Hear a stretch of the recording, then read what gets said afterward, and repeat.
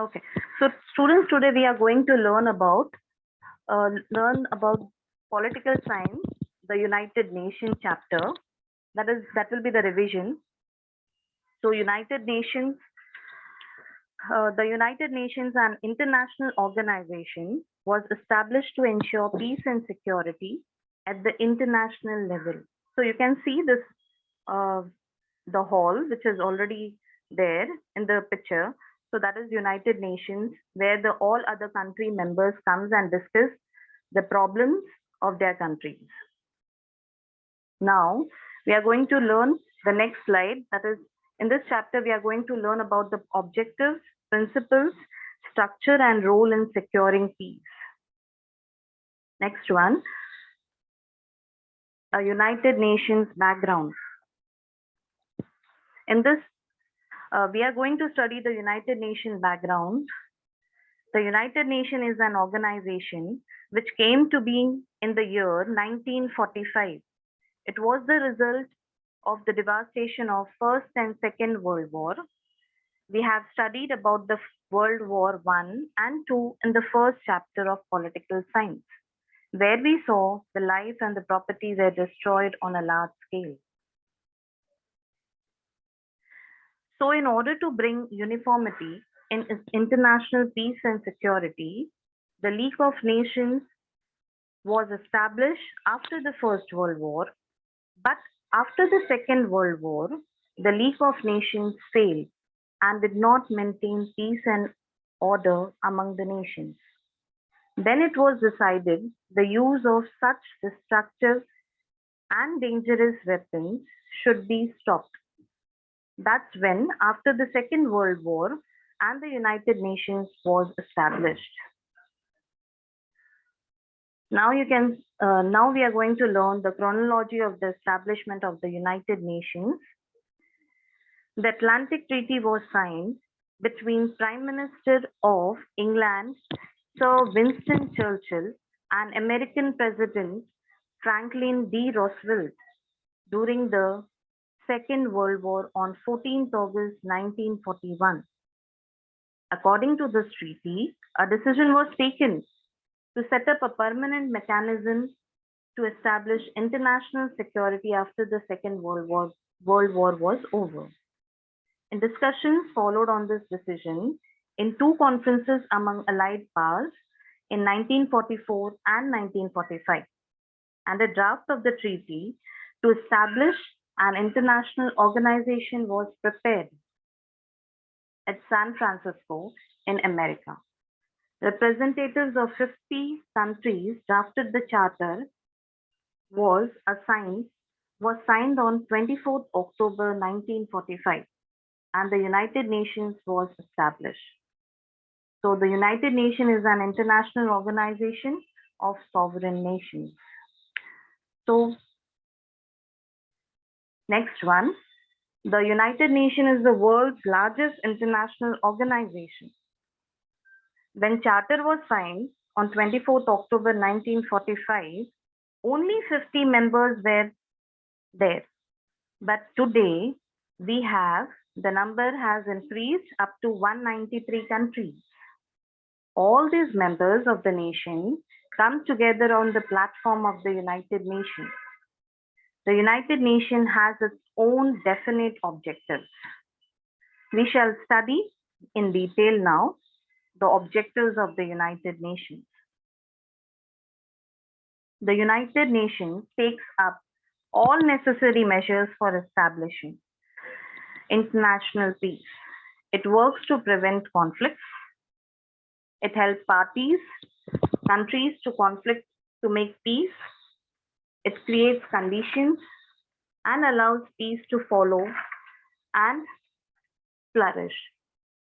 The United Nations Security Council has a responsibility, and it assures to maintain international peace and security.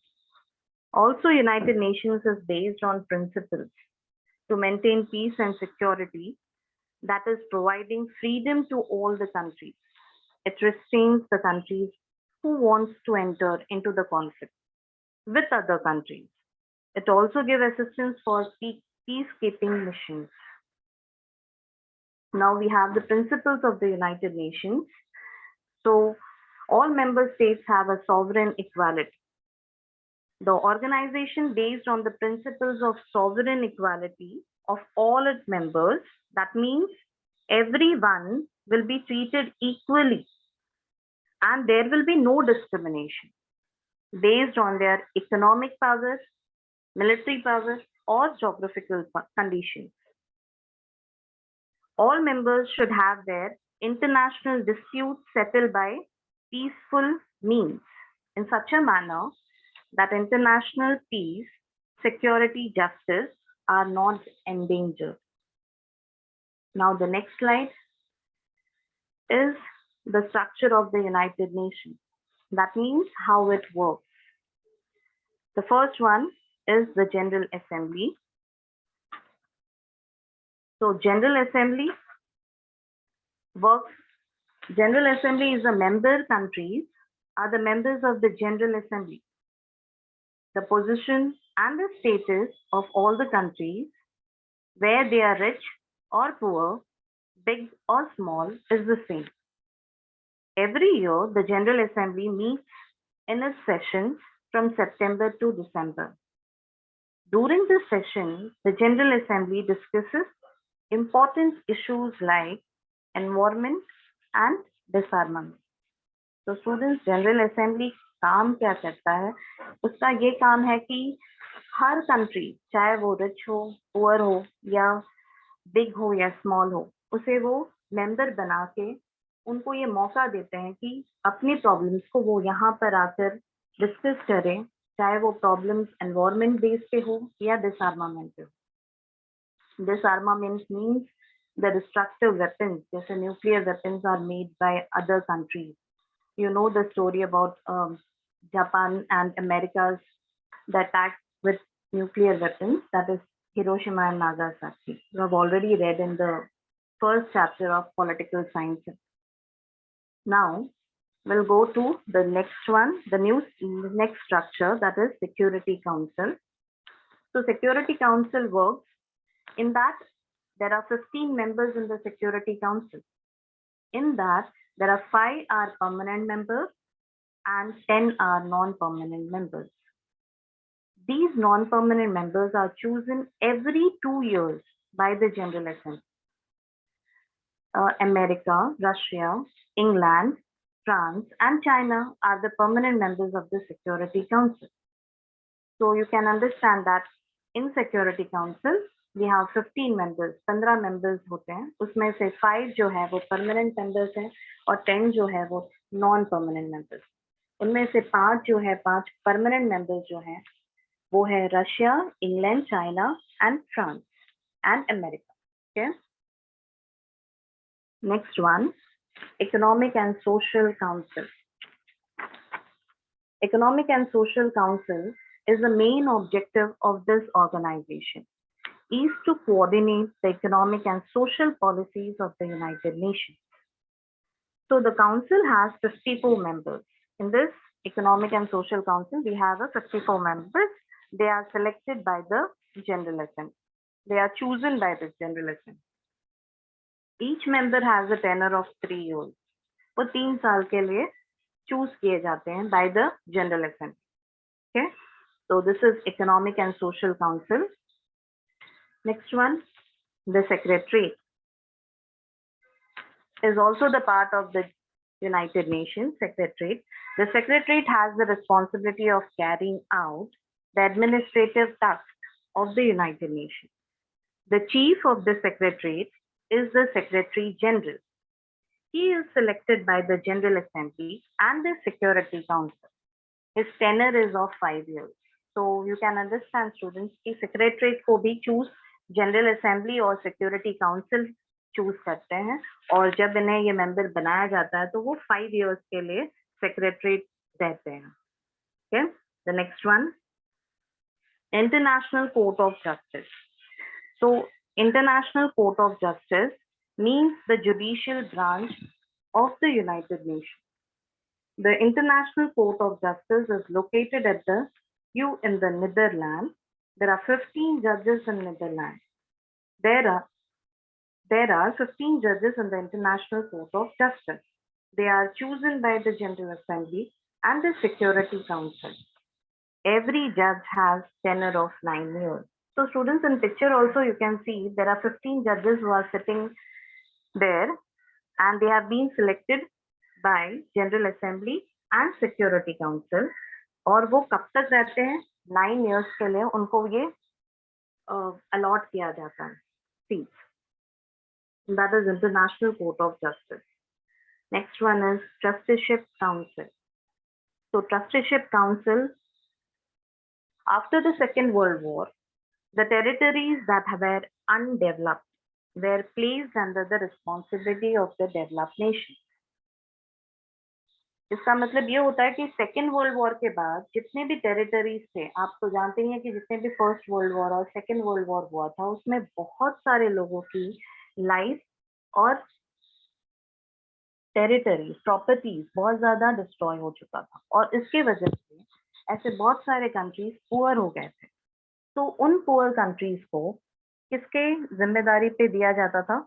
जो develop countries थे वो लोग responsibility लेते थे कि हम इस कंट्री को हेल्प आउट करेंगे ताकि उनकी फाइनेंशियल स्टेटस बढ़ सके.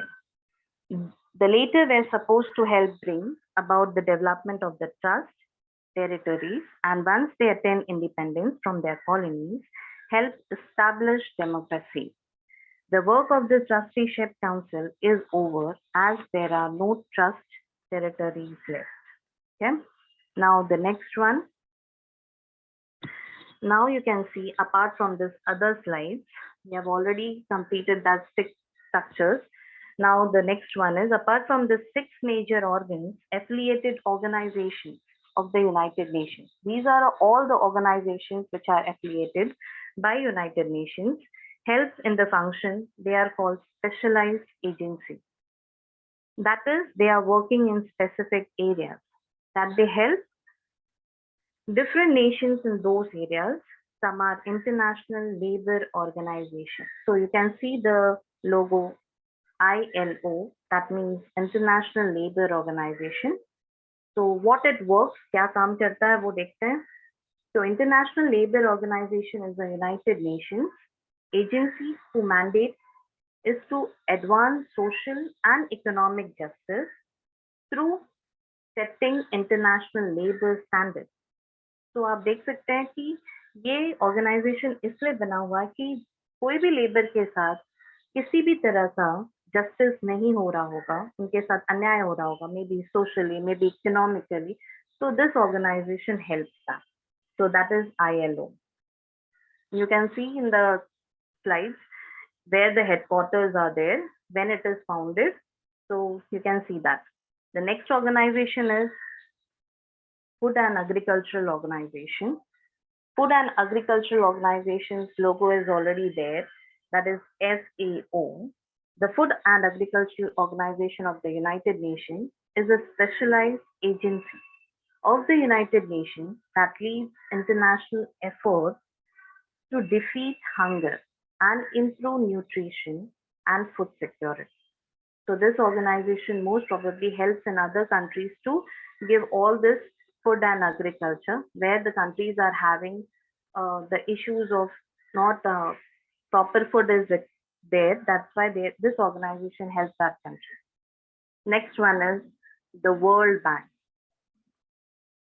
The World Bank is an international financial institution that provides loans and grants to the government of low and middle income countries for the purpose of pursuing capital projects. So the World Bank always helps the other countries to give a loan so that their country's the capital projects get finalized. So the World Bank helps that. Next is the World Health Organization. The World Health Organization is a specialized agency of the United Nations responsible for international public health. So you can see there, World Health Organization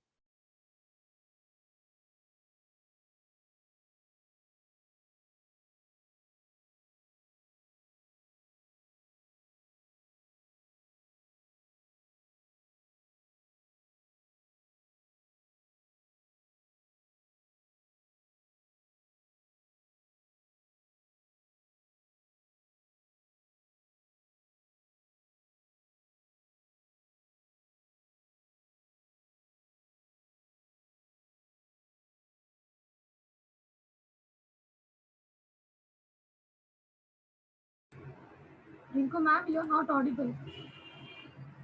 Now it is audible, ma'am? Hello? Yes, ma'am, it's working now. No, okay.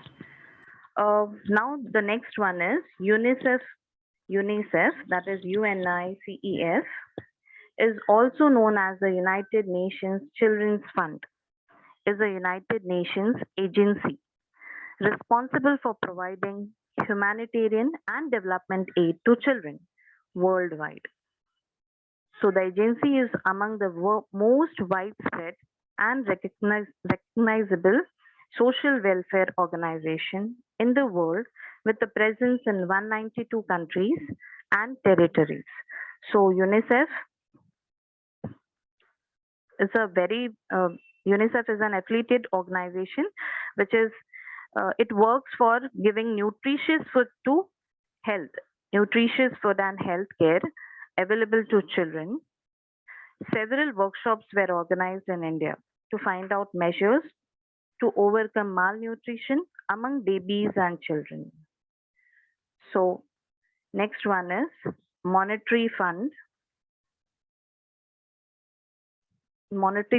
International Monetary Fund.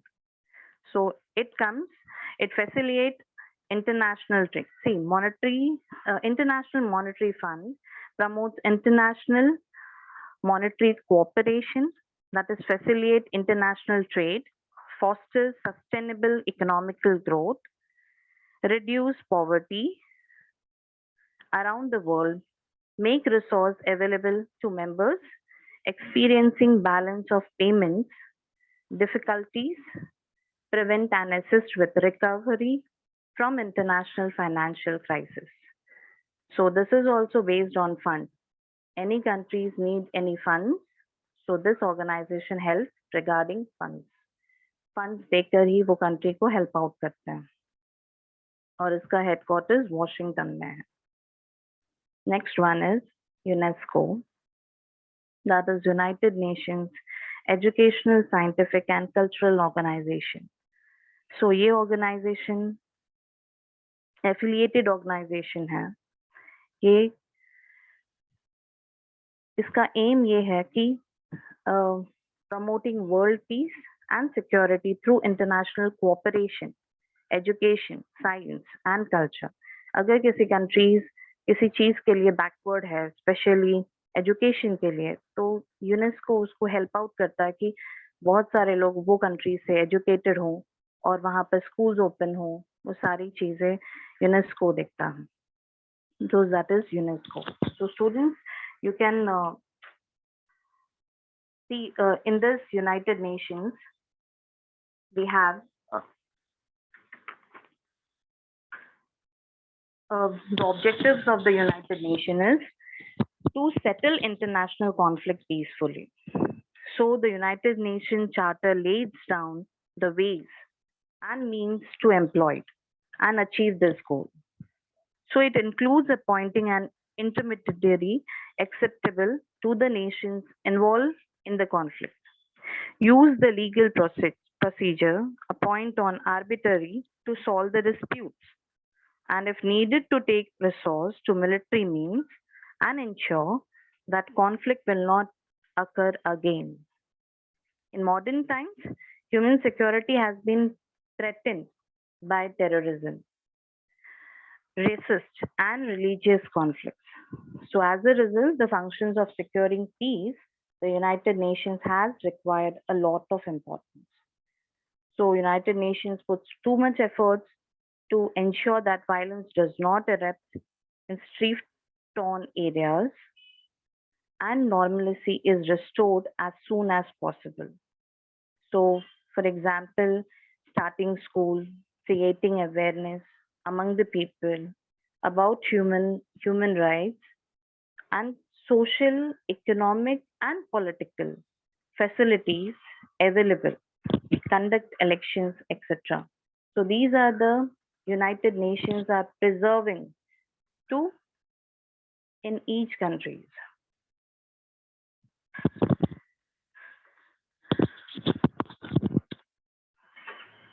I hope you understand, students, the revision of this. Thank you. Almas, ma'am. Is it audible? Hello? Yes, ma'am. Hello? Thank you very much. Yeah. Students, here we will take a break of